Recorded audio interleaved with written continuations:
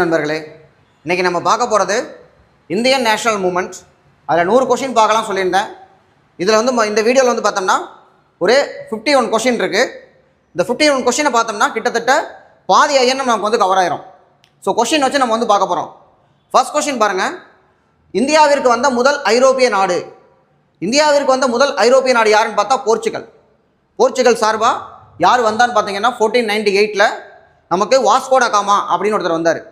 எதற்காக இவங்க வர்றாங்க, ஐரோப்பியர்கள் வர்றாங்க அப்படின்னு பார்த்தோம்னா அவங்களுக்கு தேவையான பொருள், ஒரு ட்ரெஸ்ஸு, மிளகு, இந்த மாதிரியான விஷயம் இந்தியாவில் இருக்குது. இதை அரேபியர்கள் வாங்கி கொண்டு போய் அவங்க தான் குதிரையில் கொண்டு போய் குதிரையிலேருந்து ஒட்டகத்துக்கு மாற்றி அங்கே விற்கிறாங்க. அதிக விலைக்கு விற்கப்படுவதால் இந்தியாவுக்கு டைரெக்டாக வரணும்னு பிளான் பண்ணுறாங்க கடல் வழி. அப்போ டாமினன்ட் யாருன்னு பார்த்தீங்கன்னா ஸ்பெயினும் போர்ச்சுகலும். அதில் ஸ்பெயின்காரவங்க அப்படியே அமெரிக்கா பக்கம் போயிட்டாங்க. அவங்க கண்டுபிடிச்சதான் கொலம்பஸ் கண்டுபிடிச்சது அமெரிக்கா. இந்த பக்கம் நமக்கு போர்ச்சுகல் வந்து வர்றாங்க. ஒரு 100 வருஷம் இவங்களுக்கு காம்படிஷனே இல்லை. போர்ச்சுகல் செம்ம டாமினண்டாக இருக்காங்க. இதை பார்த்து பொறாமப்பட்டு பக்கத்து வீட்டுக்காரங்க வசதியாக இருந்தால் பொறாம வரும்ல, அதே மாதிரி பக்கத்து நாடு வசதியாக இருந்தால் பொறாம வரும்ல. ஸோ போர்ச்சுகலை பார்த்து பொறாமப்பட்டு தான் மற்ற எல்லாருமே டச்சுக்காரங்க வந்தாங்க, பிரிட்டிஷ் வந்தாங்க, பிரான்ஸ் வந்தாங்க, எல்லாரும் வந்தாங்க. பட் முதல்ல வந்தது யார்? போர்ச்சுகீஸ். வாஸ்கோ ட காமா 1498. அவர் வந்தபோது கேரளாவில் வந்து இறங்குறார். கோழிக்கோட்டில் சாமரின் அங்கே இருக்கிற மன்னர் வந்து வரவேற்கிறார். அப்புறம் அரேபியர்களுக்கு அவங்களுக்கு சண்டை வந்துச்சு. அப்படியே கதை போகும். ஸோ இவங்க வந்ததுக்கப்புறம் பிரிட்டிஷ் இந்தியாவை வந்து அடிமைப்படுத்தி வச்சுருந்தவங்க. பிரிட்டிஷ்க்கு வந்து ஒரு கொஸ்டின் பார்த்தீங்கன்னா முகலாய அரசவையில் பிரிட்டிஷ் தூதுவராக பணியாற்றியவர் யார் அப்படின்னு கேட்டிருக்காங்க. இப்போ பிரிட்டிஷ் ஆங்கில கிழக்கிந்திய கம்பெனியை பொறுத்த வரைக்கும் 1600 ஆரம்பிக்கிறாங்க. ஆரம்பித்து அப்போ இருந்த இங்கிலாந்து மகாராணியார் எலிசபெத் கிட்ட சார்ட்டரில் சைன் வாங்கிறாங்க. கிழக்கு நாடுகளுடன் நாங்கள் மட்டும்தான் வணிகம் பண்ணுவோம், கோல்டன் ஈஸ்ட் அப்படிங்கிறாங்க, தங்க கிழக்கு நாடுகள், நாங்கள் மட்டும்தான் வணிகம் பண்ணுவோம்னு வாங்கிக்கிறாங்க. அப்போ கம்பெனி ஆரம்பிக்கும் பொழுது இந்தியாவில் முகலாய பேரரசர் யார் அப்படின்னு ஒரு குரூப் 1 கொஸ்டின். அப்போ யாருன்னா அக்பர் 1600. ஏன்னா 1605 1605 அக்பர் இறந்துருவார். அக்பர் இறந்ததுக்கப்புறம் அவர் பையன் ஜஹாங்கீர் தான் இந்த இடத்துல மன்னராக இருக்கார். அப்போ ஜஹாங்கீரோட அரசவைக்கு தான் இங்கே வர்றாங்க. முதல்ல வந்தது வில்லியம் ஹாக்கின்ஸ் 1608 வந்து ஜஹாங்கீருக்கு பெயிண்டிங் பிடிக்கும், ஒயின் பிடிக்கும், எல்லாம் பிடிச்சதாக கொடுத்து சூரத்தில் அனுமதி வாங்கிறாங்க. ரெண்டாவது ஜேம்ஸ் மன்னருடைய தூதராக வந்தவர் தான் சர் தாமஸ் மன்ரோ வேற. தாமஸ் மன்ரோனா சென்னையில் ரயத்து வாரி அறிமுகப்படுத்தினவர். தாமஸ் ரோன்னு சொன்னோம்னா அவர் தான் அனுமதி வாங்குறதுக்காக வந்தவர். ஸோ இதில் தாமஸ் ரோ. அடுத்தது கேள்வி பாருங்கள். பிளாசி போரின் மூலம் இந்தியாவில் ஆங்கிலேய ஆட்சி தொடங்க பெற்றது எனில் எந்த போரின் மூலம் அது முழுமை பெற்றது? இவங்க முதல்ல நம்மளை அடிக்க ஆரம்பித்தது வந்தவங்க வணிக குழுவாக வந்து கெஞ்சி கதறி ஒரு ஃபேக்ட்ரி கட்டுறதுக்கு, ஃபேக்ட்ரினா இன்னைக்கு குடோன், அதுக்கு அனுமதி வாங்கினவங்க நம்மள்ட்ட சண்டை போடலாம் அப்படிங்கிற ஒரு முடிவுக்கு வந்து 1746 ஃப்ரெஞ்சும் பிரிட்டிஷும் சண்டை போடுறாங்க கர்நாடகா போர். அதில் வந்து பார்த்தோம்னா பிரிட்டிஷ் தோற்று போகிறாங்க. திரும்ப ராபர்ட் கிளைவ் தான் வந்து பார்த்தீங்கன்னா ஆர்காட்டை கேப்சர் பண்ணி 1751 பெரிய ஆளாயிரும். செகண்ட் கர்நாடிக் வார். அதுக்கப்புறம் கிளைவ்னு ஒரு எக்ஸ்பர்ட் இங்கே இருக்கார், ஒரு சாதாரண கிளர்க்காக வந்தவர் ஸ்கெட்சை போட்டு ஆர்காட்டை கேப்சர் பண்ணி பெரிய ஆளாயிட்டாப்ல. அப்போ அந்த கிளைவை கூப்பிட்றாங்க பெங்காலுக்கு. அப்பா இங்கே ஒரு சம்பவம் இருக்கு, இங்கே நீங்கள் வந்தீங்கன்னா தான் பண்ண முடியும், சிராஜ் உத்தவ்ல அடிக்கணும் அப்படின்னு கூப்பிடும்போது பிளாசிப்பில் போய் 1757 ராபர்ட் கிளைவ் போரே இல்லாமல் போரை ஜெயிக்கிறான். எதிரி இராணுவத்தை பூரா விலைக்கு வாங்கலாம். ஸோ ராபர்ட் கிளைவ் அப்படி ஜெயிக்கிறது தான் அந்த பிளாசிப்பில் ஆரம்பிக்கிறது. முடிகிறது கொஞ்சம் கொஞ்சமாக ஒருத்தராக. ஒரு பக்கம் கர்நாடக போர்கள், இன்னொரு பக்கம் பார்த்தா மைசூர் போர்கள், பெங்காலில் பிளாசிப்பு, பக்சாரு, இப்படி எல்லாம் முடிச்சு கடைசியில் பெரிய ஆள் யாருன்னு பார்த்தா மராத்தியர்கள்.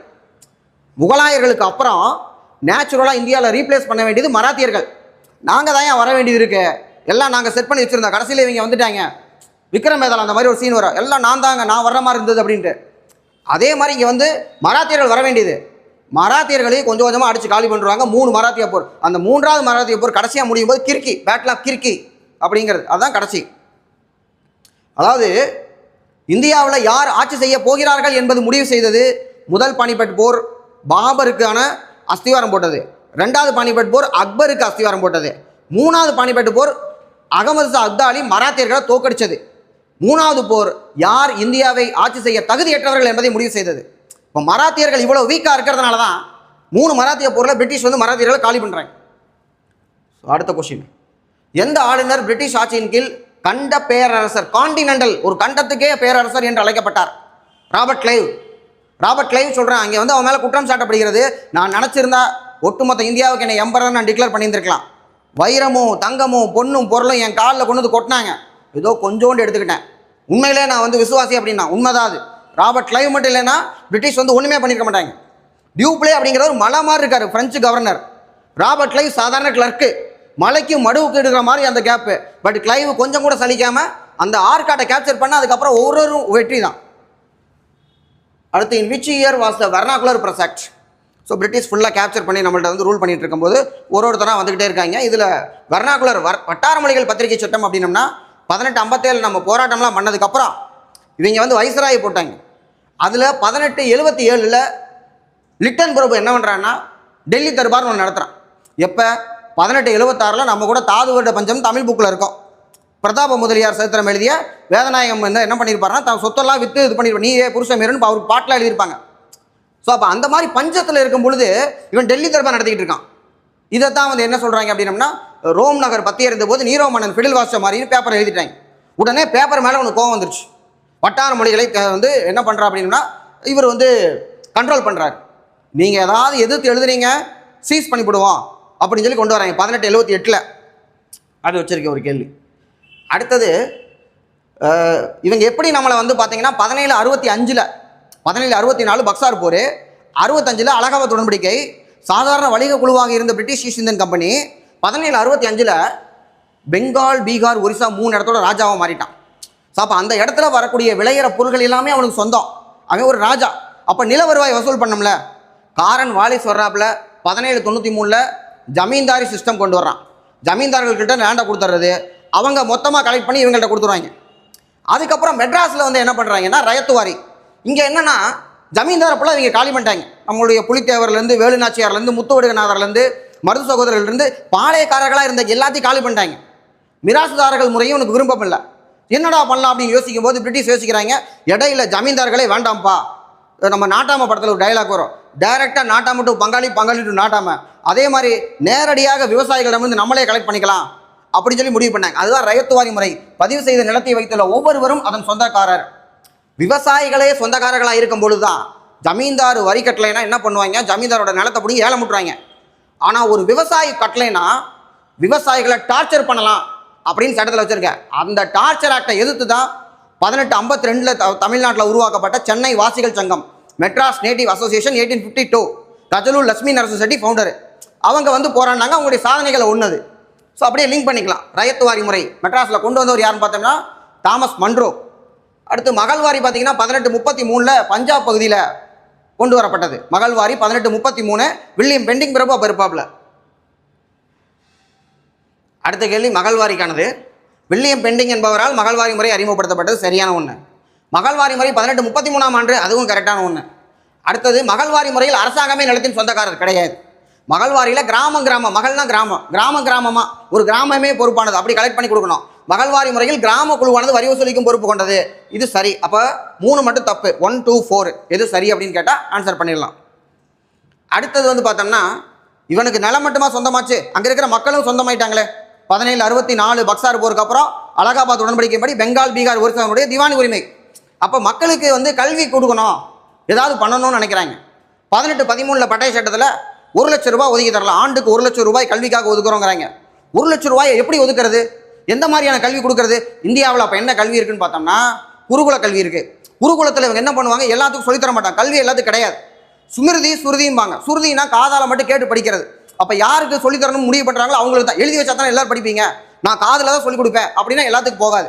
இப்போ பிரிட்டிஷ் வந்து என்னென்னா எல்லாத்துக்கும் நம்ம சொல்லிக் கொடுப்போம் அப்படின்னு முடிவு பண்ணிவிட்டு வெஸ்டர்ன் எஜுகேஷன், மேற்கத்திய கல்வி முறை, அதில் வெஸ்டர்ன் சயின்ஸு, வெஸ்டர்ன் லிட்ரேச்சர் படிக்க வைக்கலான்னு முடிவு பண்ணுறாங்க. ஆனால் இவங்களும் எடுத்தோன்னே எல்லாத்துக்கும் சொல்லித்தர முடியாதுல்ல.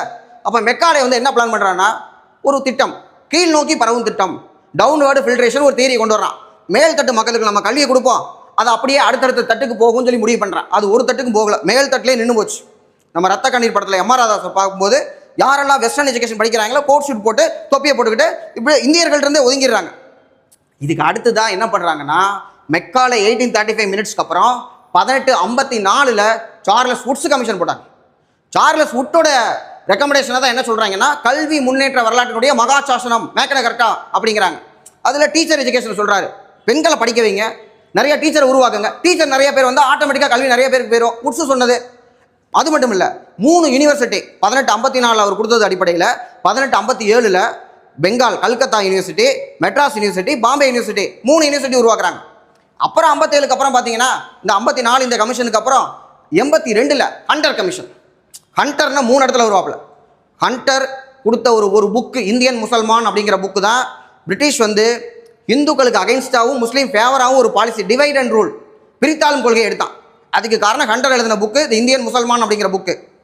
அடுத்தது ஹண்டர் கமிஷன் எதுக்குன்னா நமக்கு ரவுலட் சட்டம், அந்த ரவுலட் சட்டத்துக்கு அப்போ தான் ஜாலியன் வாலாபாக் படுகொலை குறித்து ஆராய போடப்பட்ட கமிஷன் ஹண்டர். ஸோ இப்போ அதுக்கப்புறம் கல்விக்கு பார்த்தீங்கன்னா 1902 ராலே கமிஷன் ரெக்கமெண்டேஷன் அடிப்படையில் 1904 1904 யூனிவர்சிட்டிஸ் ஆக்ட் கர்சன் பிரபு கொண்டு வரான். அவன் சொல்கிறான் யூனிவர்சிட்டியை வந்து பல்கலைக்கழகங்கள் என்ன சொல்கிறான்னா செடிசன், தேச துரோகிகளின் பட்டறை, இந்த பல்கலைக்கழகம் தான் தேச துரோகிகளை உருவாக்குது அப்படிங்கிறான். அதுக்கப்புறம் வங்காளத்தை பிரித்தா நம்ம சுதேசி இயக்கம் நடத்தணும், அப்படியே அந்த பக்கம் போயிடும். ஸோ இப்போ மெக்காலே தனது குறிப்புகளில் ஆங்கில வழியில் மேற்கத்திய கல்வி கற்பிக்கப்படுவதற்கு ஆதரவாக வாதிட்டார்.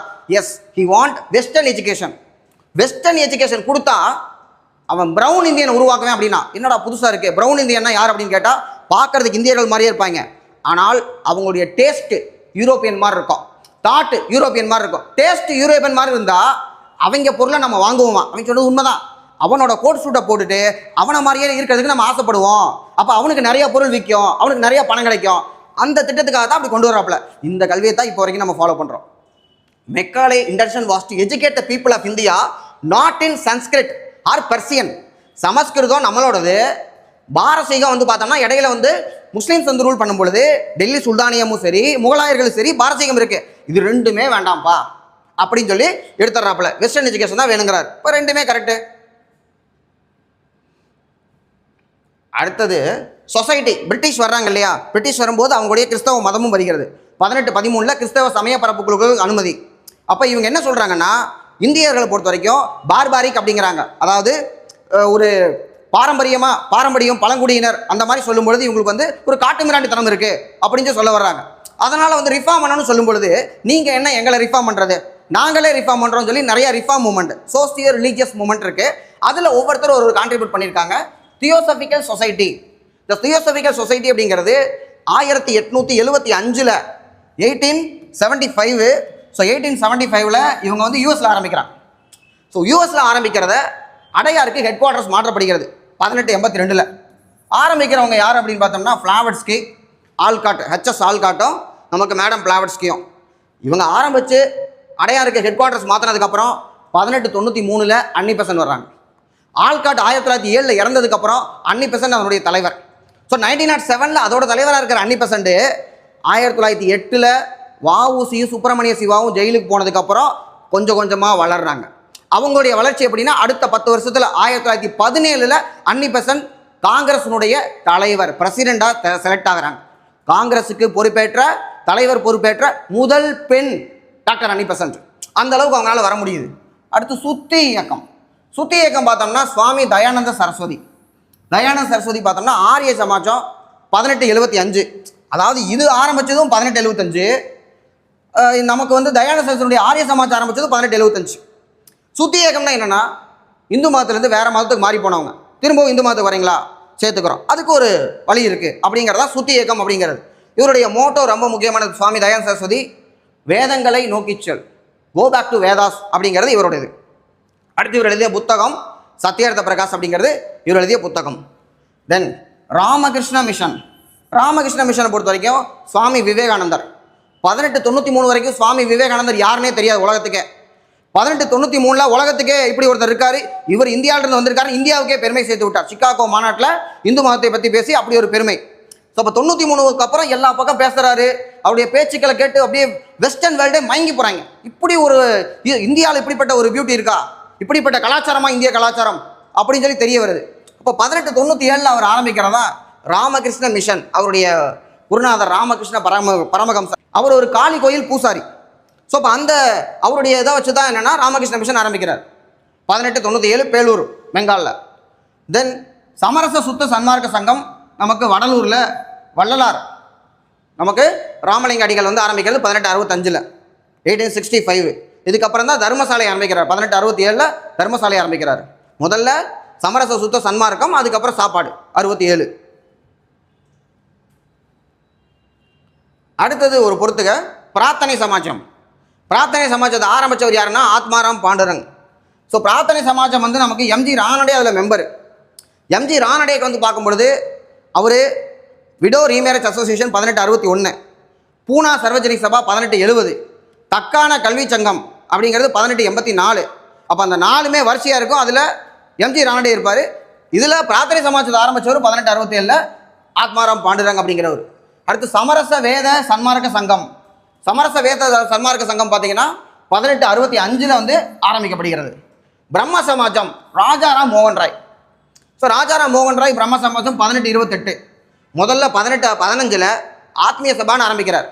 இந்த ஆத்மீய சபாவை 1828 பிரம்ம சமாஜம் என்று பெயர் மாற்றம் செய்யப்படுகிறது. அதற்கு காரணம் தேவேந்திரநாத் தாகூர், ரவீந்திரநாத் தாகூர், சத்யேந்திரநாத் தாகூருடைய அப்பா. அவர் தத்துவ போதினி சபான்னு ஒன்று வச்சிருக்காரு. அதோட பத்திரிகை தத்துவ போதினி பத்திரிகா.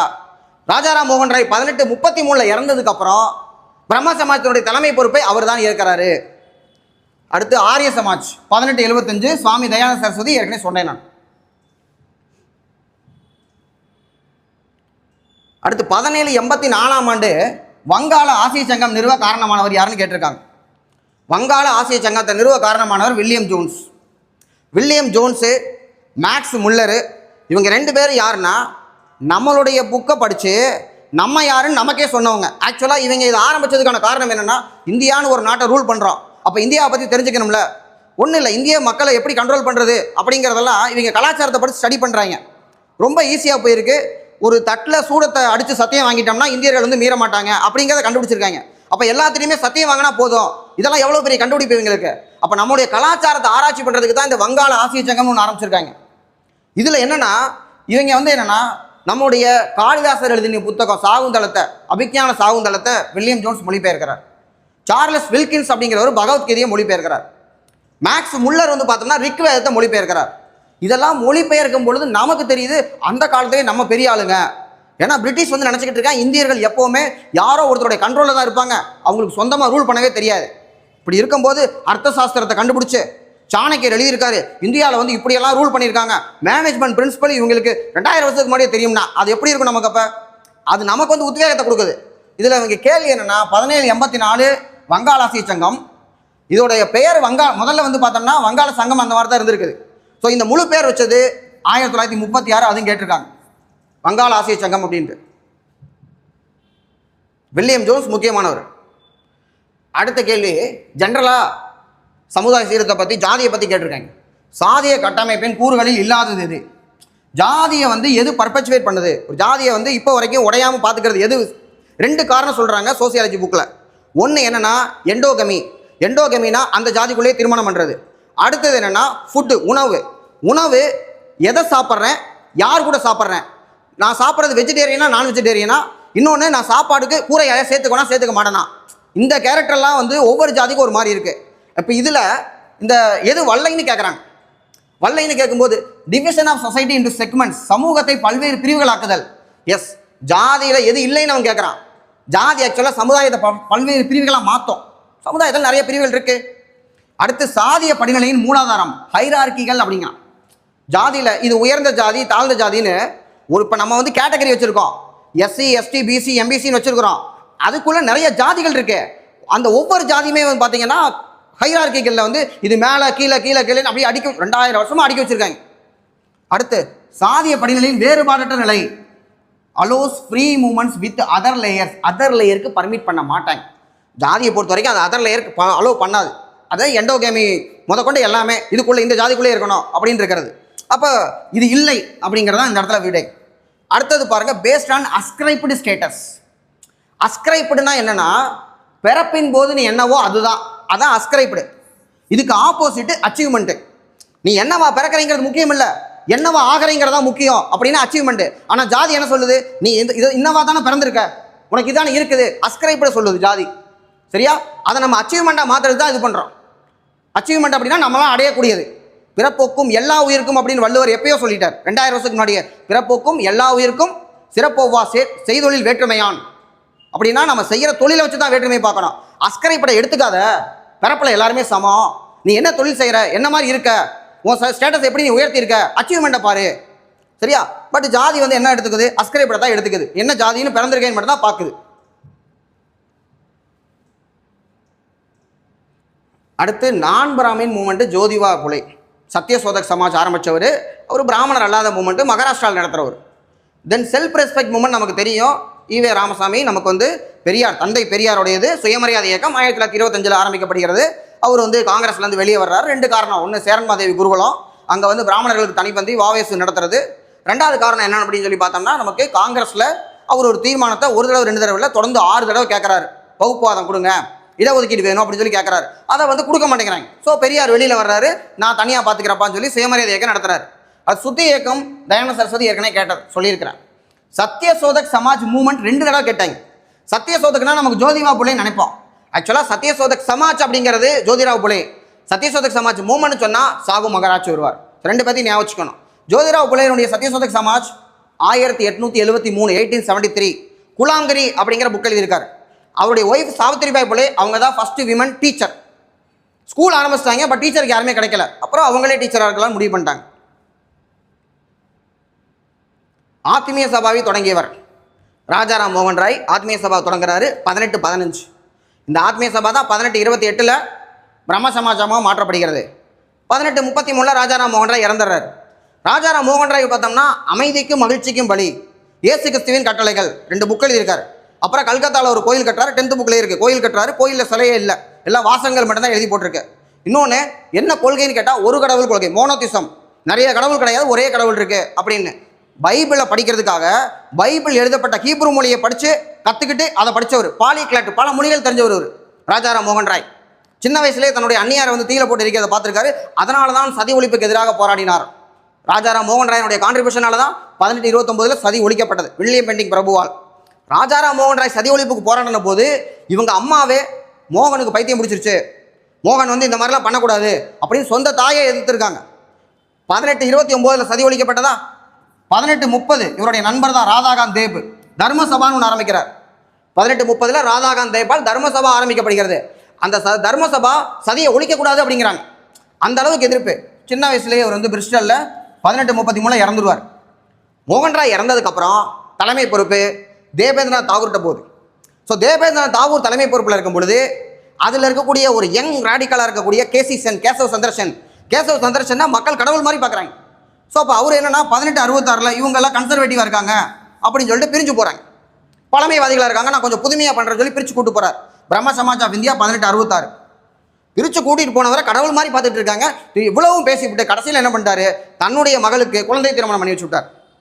யாரு? கேசவ் சந்திரசென், கேசி சென். பண்ணி வச்சோடனே 1878 அவங்கள்ட்ட இருந்து மக்கள் பிரிஞ்சு வந்துடுறாங்க. எப்போ நாங்கள் சாதாரணமாகவே இருந்துக்கிறோம், சாதாரண பிரம்ம சமாஜ். ஸோ அப்போ ஆத்மீய சபா பிரம்ம சமாஜமாக மாறுது 1828. அதுக்கப்புறம் பிரம்ம சமாஜ் ஆஃப் இந்தியான்னு சொல்லி கேசி சென் பிரிக்கிறார் 1866. அதுலேருந்து சாதாரண பிரம்ம சமாஜ்னு சொல்லி 1878 பிரிஞ்சு வருது. இதுதான் அதனுடைய வரலாறு.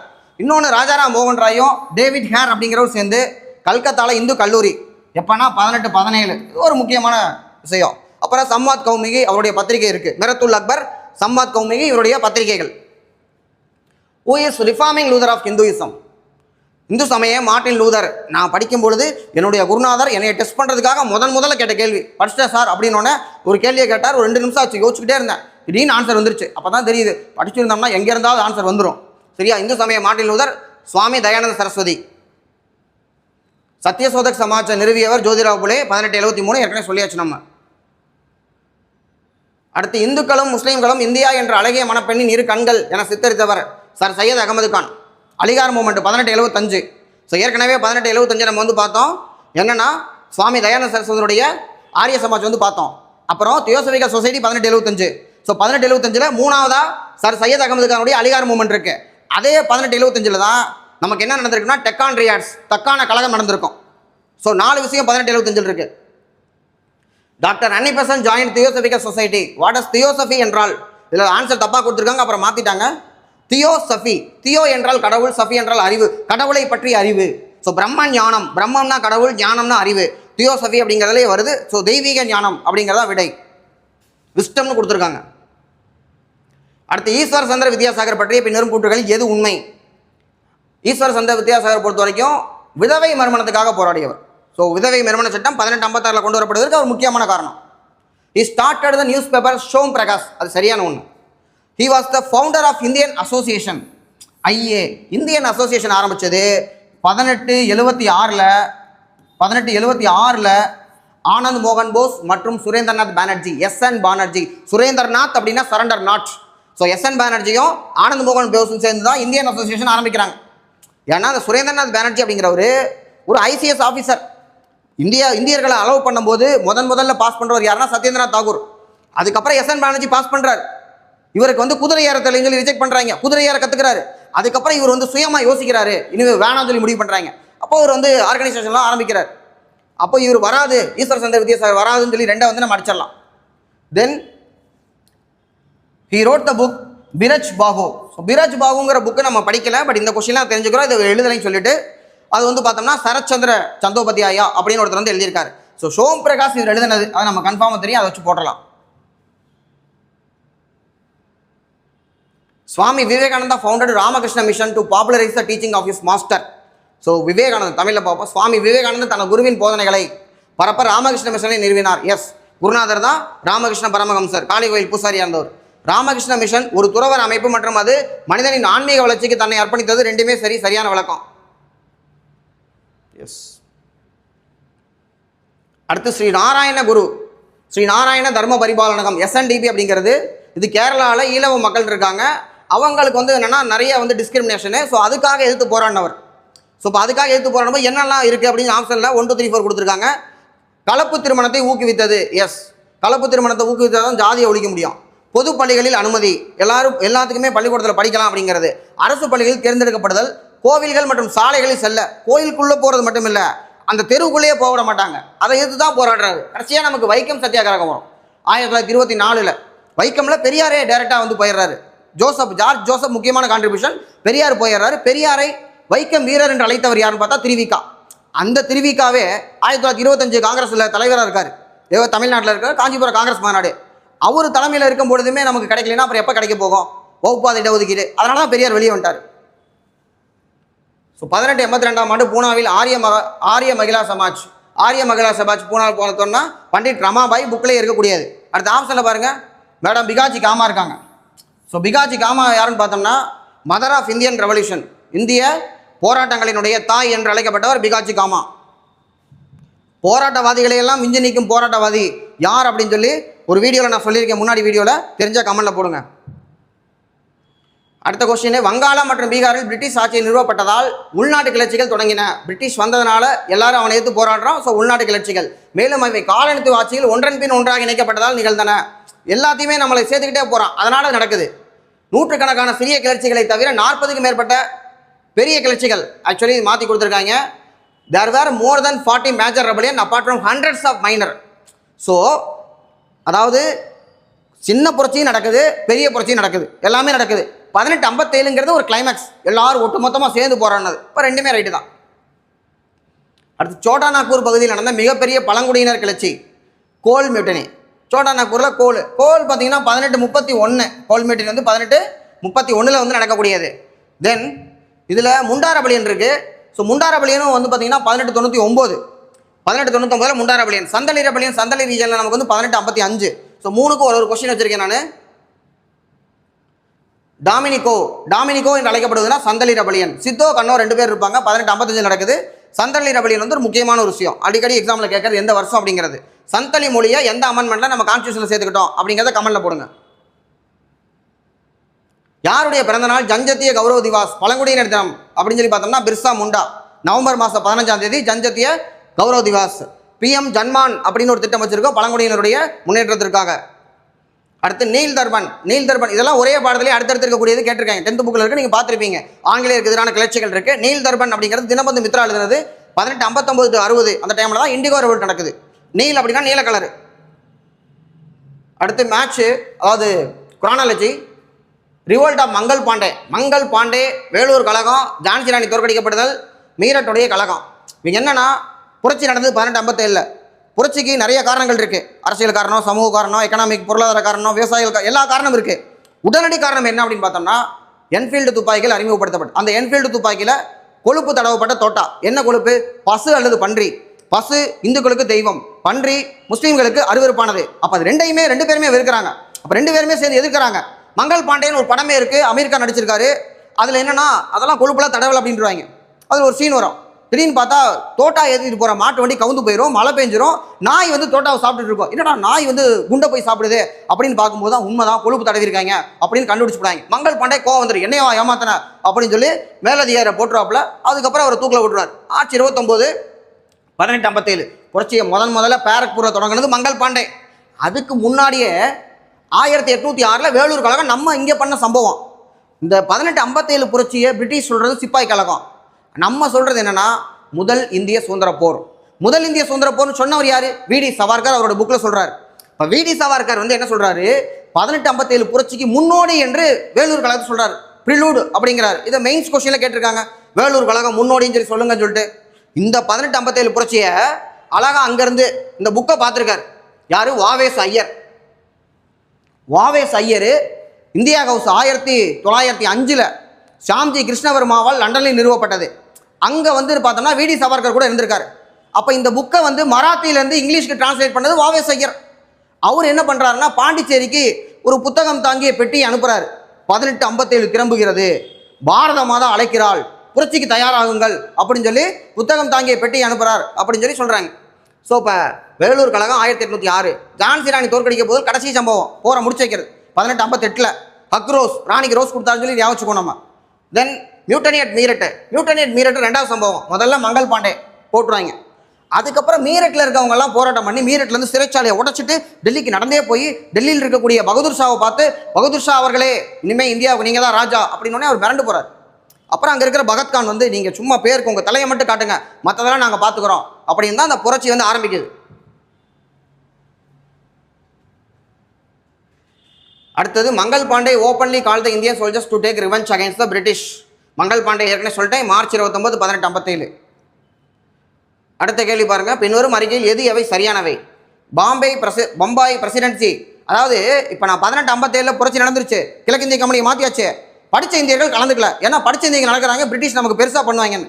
பெருசாக ஒன்றுமே பண்ணாதனால என்ன பண்ணுறாங்க, பாம்பே, பெங்கால், மெட்ராஸ் 3 பக்கம் அங்கங்கே ரீஜனல் ஆர்கனைசேஷன் இருக்குது. ஆல் இந்தியா லெவலில் ஆர்கனைசேஷன் உருவாக்கணும். அப்போ இந்த இடத்துல நான் வச்சிருக்கிறது என்னன்னா ப்ரீ காங்கிரஸ் ஆர்கனைசேஷன். அதுக்கு ஒரு கொஸ்டின் வச்சிருக்கேன். பம்பாய் பிரசிடென்சினுடைய முதல் அரசியல் நிறுவன அமைப்பு பாம்பே அசோசியேஷன். ஏன்னா இது 1852 நிறுவப்பட்டது. பாம்பேல இதான் first Bombay association BA. Bombay presidency association அப்படிங்கிறது பார்த்தோம்னா 1885 தான் வந்துச்சு, 1885. அப்போ இதுதான் பாம்பே அசோசியேஷன் தான் ஃபர்ஸ்ட். இதே மாதிரி மெட்ராஸுக்கு பார்த்தோம்னா Madras native association MNA 1852, MNA தான் ஃபர்ஸ்ட். அதுக்கப்புறம் மெட்ராஸ் மகாஜன சபா 1884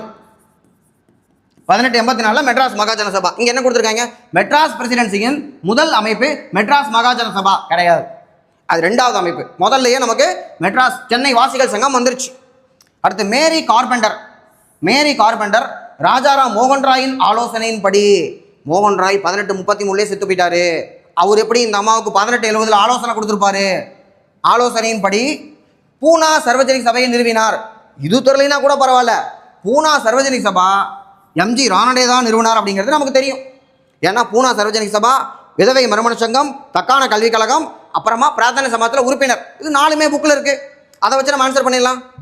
இன்னொன்று MG ராணடே இருக்காரு, குருவின் குரு யாரு? மகாத்மா காந்திக்கு குரு கோபாலகிருஷ்ண கோகலேக்கு குரு MG ராணடே. அடுத்த கேள்வி, பின்வருவனவற்றில் எது தவறாக இணைக்கப்பட்டுள்ளது? British Indian association. So British Indian association அப்படிங்கிறது 1851. இது வந்து பார்த்தோம்னா பெங்காலில் இருக்க அந்த லேண்ட் ஹோல்டர் சொசைட்டி ஃபார்ம் ஆகிறது British Indian association. Land holder society 1838. அதுக்கப்புறம் தான் அது பெயர் மாற்றம் பண்ணி வருது. பெங்காலில் 38லேருந்தே வருது, ஏன்னா பெங்காலை தான் வச்சு செய்கிறான் பிரிட்டிஷ். அடுத்து மெட்ராஸ் நேட்டிவ் அசோசியேஷன் நமக்கு தெரியும், MNA 1852 அப்படின்னு சொல்லிட்டு. ஸோ 1883 கொடுத்துருக்காங்க, கன்ஃபார்மாக தப்பு.